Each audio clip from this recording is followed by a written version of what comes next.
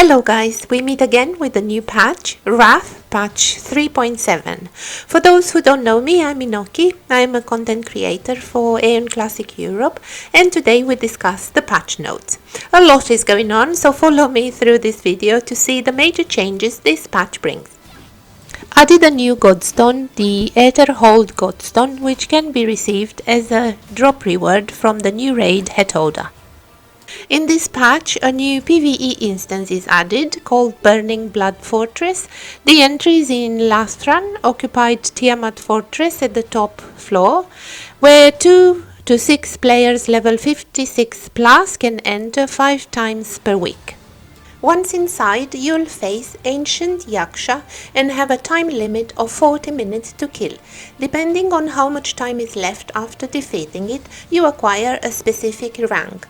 The boss itself doesn't have a drop, but the rewards you get from the treasure chest in the next room is based on the rank you have achieved. Here are the possible rewards, accordingly to your rank.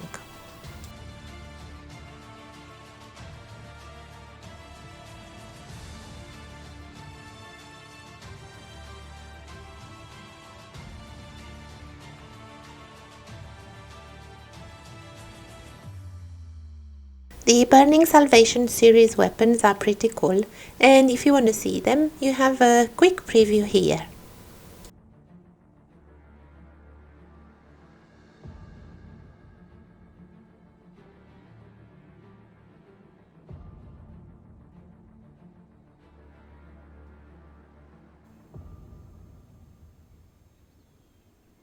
The second PvE instance added is called Dokkaebi Realm. It's a pretty impressive instance with pretty cool background and a good history.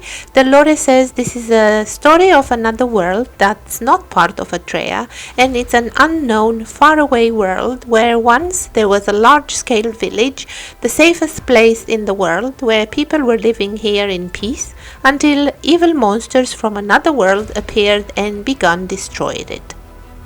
2 to 6 players level 56 plus can enter via the 3 locations in Laphsaran 5 times per week. You will encounter here a variety of monsters which you can avoid killing by just running. They reset pretty quick, but also you'll find some useful items on the ground like this hat or these red beans, which you will have to use to defeat some of the bosses. Also, you have to kill the monsters mentioned in the quests, which you acquire from this NPC and also inside the instance, and also from the ship before heading to instance. Murmuring Gwynsin is using hide, and you have to use the hat you found on the ground to see it. Also pay attention to the debuffs it throws on players. Guangsang, the second boss, can be met at the Full Moon Pavilion after interacting with the Jungi board. After killing Guangsang and progressing through the instance, you will arrive to this village where you need to look for a shining mirror near the houses. The spawn spot of the mirror is random, so it's different every time you enter the instance. Once obtained the mirror, you interact with the well and summon the mirror within the third boss. This boss casts a shield, so you have to remove it using the red beans.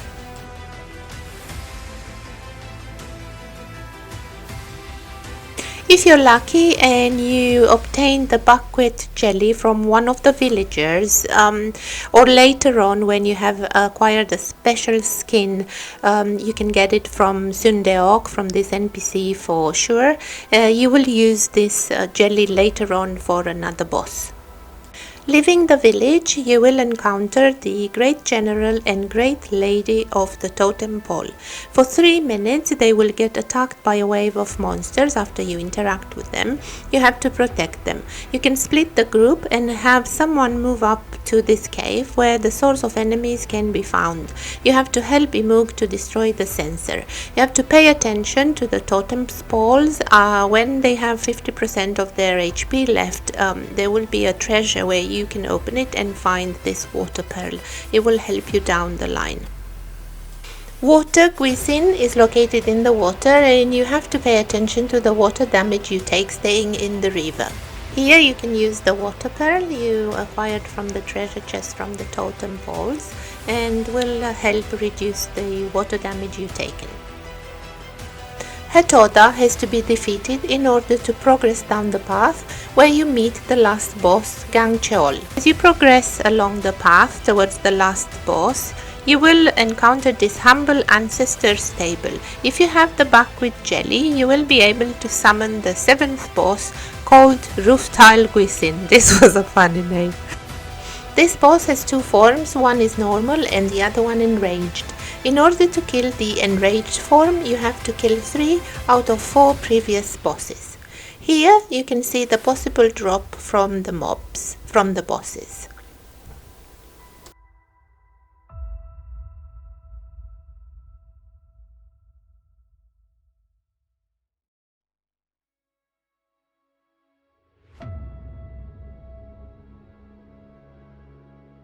Also, in Dokkaebi Realm you can get these prototype tokens. One is for weapons and one for head accessory. Combining 50 pieces of weapon prototype, you receive a box with these weapon skins. You can select the weapon of your choice. You can combine 100 hair jewelry prototype tokens and you can obtain the box where you choose the head of your choice. You can quickly preview the weapons and hair accessories here.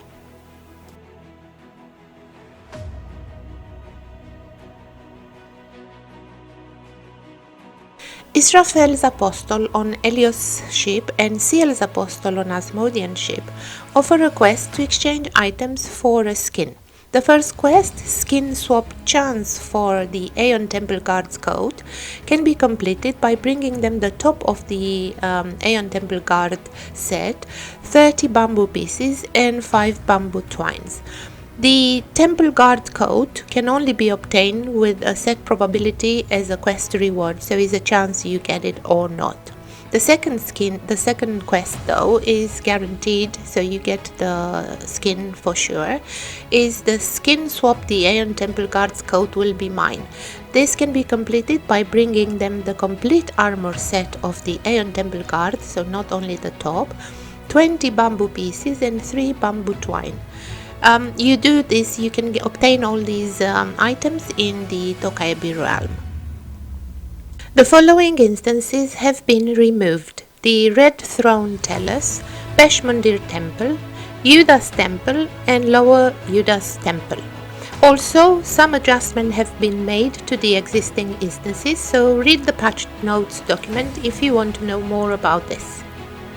There have been some changes to Battlefield instances. TARC Testing Lab is coming back.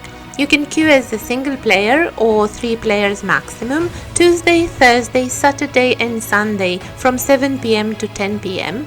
And Dranium Battlefield as well, you can queue as a single player or maximum of 3 players, Monday, Wednesday and Friday from 7 PM to 10 PM.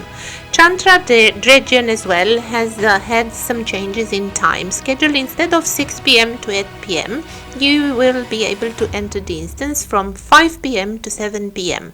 I will organize a map with all timetable with all these events, so don't worry if you don't remember the times. The arena seasons are back, and good news is that Chaos Arena has returned. The time schedule for arenas is here, and also a good news, you don't need entry ticket anymore for any of the arenas, or we have 2 entries per day for free. Also, the entry level is 60. Glory Arena is no longer accessible. With the new season, we have new skill books for herb, mana treatment and for the return skill, and you can preview them here. Some scoring rules for arenas and training arenas have been changed, so check the patch notes document for this. The season for arena rankings now lasts 2 weeks. With the new patch, the new PvP ranking season starts. Previous ranks have been reset. The lowest rank is Alias Asmodean Soldier rank 9. The rankings show at least officers with 1 star from both factions, maximum 100. You receive PvP AP when you defeat the enemy factions only on the corresponding fields. And this applies to Inggi, Gelk, Silentera Canyon, Laphsaran and Afeta Beluslan. The rankings are updated every 5 minutes. The corresponding abyss skill is issued or withdrawn depending on your rank at the time of the update. The rankings are now updated on the battlefield server. The Legion ranking is not displayed though. Ranks for characters from the opposing faction who rank higher than Army 1 Star Officer will be shown on the battlefield server. You will be removed from the ranking list 4 weeks after your last received PvP AP. If you delete character from the ranking list, they will be removed from the list following the next update.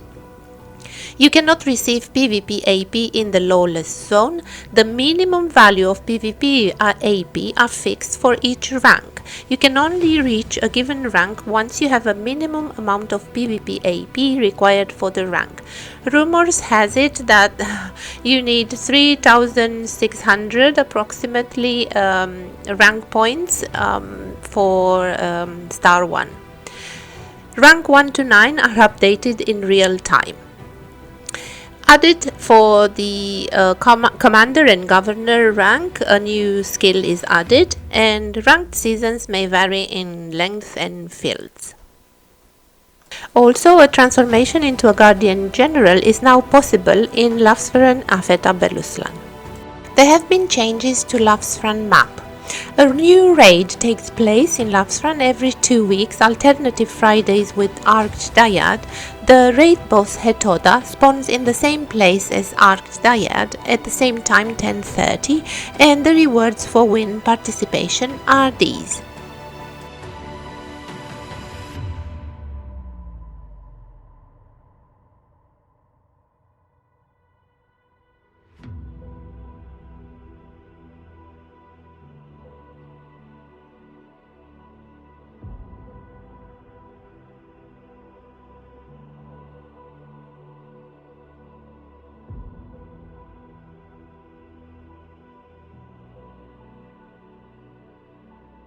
The first change you'll notice when you enter Laphsaran is that the ship location for Helios and Asmodeans has been switched between them, and also the bases north and south have been changed. The cost to enter to Laphsaran is now 5,000 kina. Some garrisons have been repositioned, and also Garrison 1 and 2 give you weekly quests now, and Garrison 3 to 9 daily quests. The garrison commander's attribute has been reduced, and you are no longer attacked by other guards during the battle against the commander. The event Destroy Dyad Stormtroopers and Kill Captain Varatar, which was once a week on Saturdays if you remember, is now always available, and the drop has been adjusted accordingly. There has been a change in the way you see the lawless zones on the map. The symbol of a lawless zone, the one near the Henash Legion, is permanently active, so you can see it on the map as before, where the other ones around the map will only become visible when the arena administrator arrives to announce the appearance of the treasure chest, and they're activated. You will not be able to see them anymore when the treasure chest disappears. The treasure chests now are marked with a specific symbol, and they will be announced as before with a message, and you can see the symbol on the map. The relic exchange NPCs have changed. We have 4 now, each NPC for each type of relic, and their position is marked with the respective relic symbol in these 4 locations. A new item has been added called Signal Flare. The reward from the daily PvP quest in Laphsaran now has a chance to contain a Signal Flare. Depending on its types, the Signal Flare can be used near the exchange NPC for ancient relics in Laphsaran, and the Sugar Adventurer will spawn. You can buy these type of items and exchange them to Lana on a ship. Sugar Adventurer will disappear 30 minutes after you have spawned him. An interesting feature has been added in Laphsaran, the hidden altars. These altars are distributed all over Laphsaran and have 5 themes: fire, water, lightning, wise, and darkness. You will receive a special item called Dragon King Weapon Crystal if you equip the gear that matches the altar's theme. For instance, if you go to the fire altar, you have to have the fire dragon weapon. If you go to darkness altar, you have to have the darkness dragon weapon, and so on. To complete the quest, you have to visit all 5 of them and acquire all 5 crystals and return the Rift weapon selection box that you have received after combining the 5 crystals to the sugar NPC on the ship, and you can get one of these Sunstorm dragon weapon skins or shield skin. Changes to Inggi and Gelk. Omega and Ragnarok have been deleted, as well as Agent Battle Masterius Veil. Xantra and Luzanta raid now begins on Mondays at 10 PM. Bustinerk, Sugar NPC, or Steve as most people know it from an A, is added in Inggi and Gelk. Through a series of quests, you can acquire PvE Stormwing gear and weapon +5 and some parts of the PvP Guardian Admiral gear +5.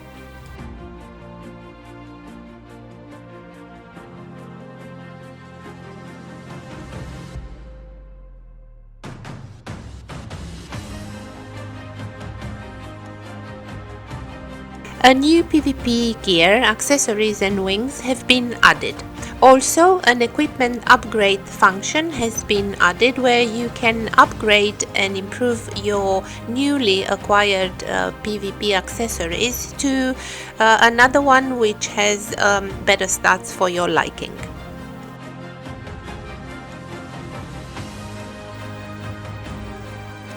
Added a function for reassigning equipment skills. Reassigning skills involves a system that allows you to exchange the skills of an equipment that already has skills for one of several other skills for a fee, involving Kuna.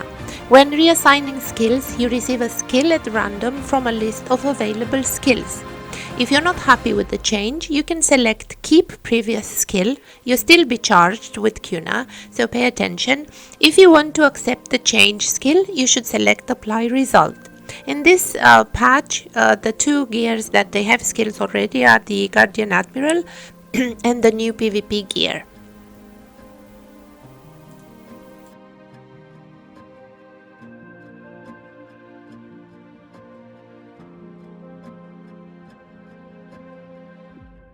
The guaranteed +10 enchantment system has been added. You can use it when you open the guaranteed enchantment tab when you want to enchant an item, and if all the requirements are fulfilled, the equipment is guaranteed to be enchanted to +10. It can only be used on items from +0 to +5. The minimum level of enchantment stone required for guaranteed enchantment can be viewed in the menu. The enchantment stone's minimum level increases depending on equipment rank and level as in the table below. The additional number of enchantment stones required for a guaranteed enchantment can be viewed in the menu. The required number of enchantment stones increases depending on the equipment's current enchantment level as in the table below.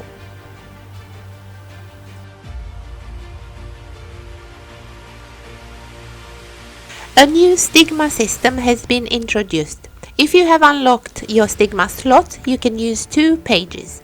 To change Stigma pages, you require a lot of Stigma shards, so be prepared. Stigmas equipped on the Stigma page will not be put back in your inventory after changing the page, so it will stay in the page.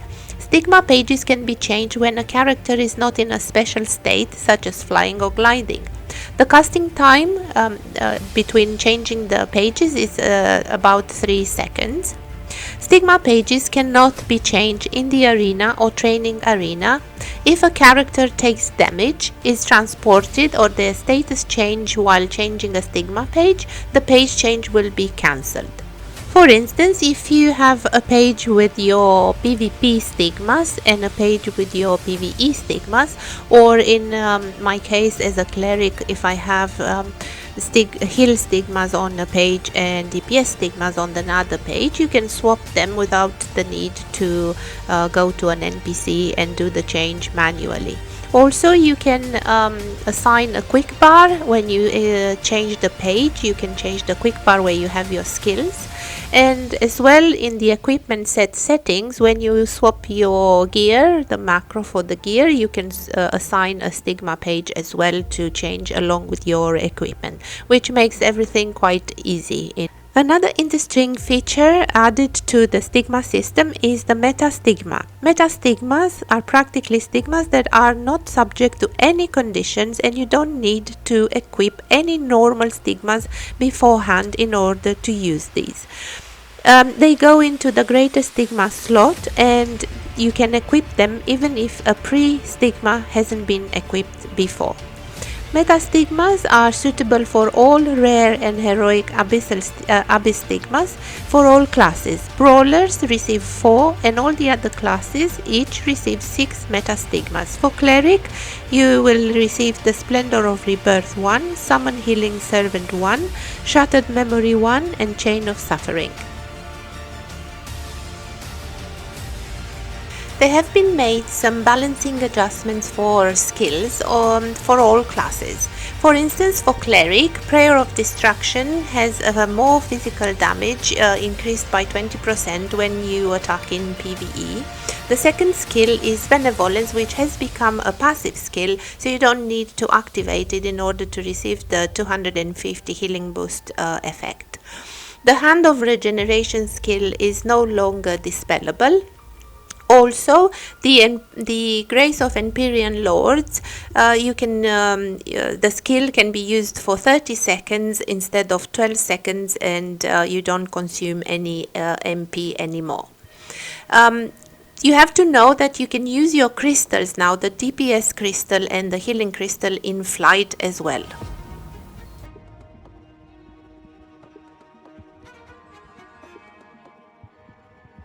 With the new patch, a new Daeva Pass season starts, and also an additional inventory cube has been added with 24 slots if you unlock the premium rewards. You can use this additional storage up until the end of the Daeva season. Also, in the standard Daeva Pass, you will find Legion coins, which are used in Legion crafting section and can obtain an enchantment stone level on 120 for 10 coins. After crafting it, you can get the stone from the Legion warehouse.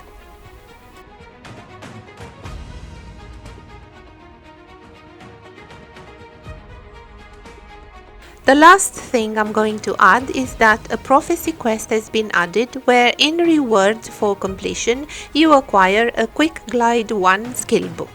You have to obtain through a series of tedious quests 5 destiny fragments, and combining the 5 fragments, in the end you receive the skill book. The quest can be acquired from level 58 from Ducleas in Helios side and from Boulder for Asmodeans. Also, Quick Glide 2 skill can be obtained from the Sugar NPC in Sanctum if you give in a Quick Glide 1 skill book. The Quick Glide 2 is a change in animation only, so no new additional attributes to it. As with every patch we had in the past, a lot of changes have been introduced, and I can't cover them all, guys, so I'm really sorry. For more details, you can read the patch notes document when it's officially released, and I leave you this timetable here in case you're interested in the major events and the times. Thank you for following me through, and I'll see you in game. Bye bye.